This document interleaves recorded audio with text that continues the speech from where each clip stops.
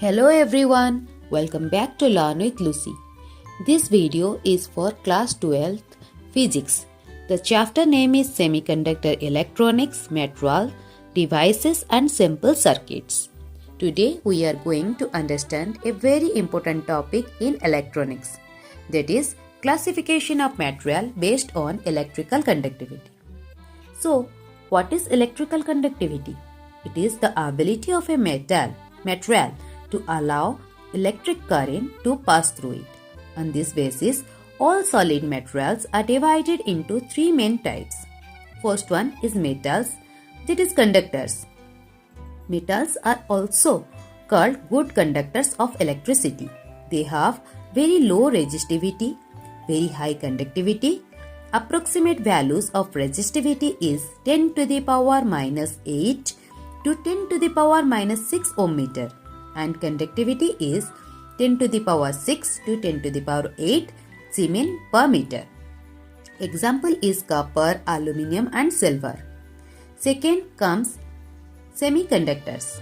Semiconductors are materials that are in between conductors and insulators. They have moderate resistivity. Conductivity depends on temperature, light and impurities. Their values lies between metals and insulator. Examples is silicon and germanium. Then third one is insulators. Insulators are materials that do not allow electricity to pass easily. They have high resistivity, very high resistivity, very low conductivity. Approximate values are resistivity is 10 to the power 8 to 10 to the power 16 ohm meter. And example is rubber, glass and plastic.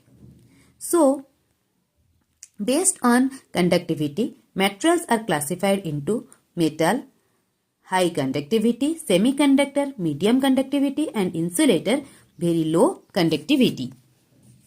The value of resistivity and conductivity are not exact. They only give us a general idea. Then comes to types of semiconductor. Now, let's focus on semiconductors. First is element semiconductors.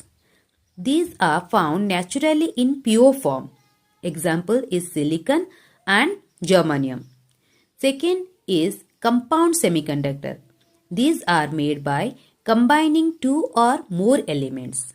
They are further divided into inorganic semiconductor, that is a semiconductor made from a non-carbon based material, मतलब उधर carbon नहीं होगा, such as silicon, germanium or arsenide.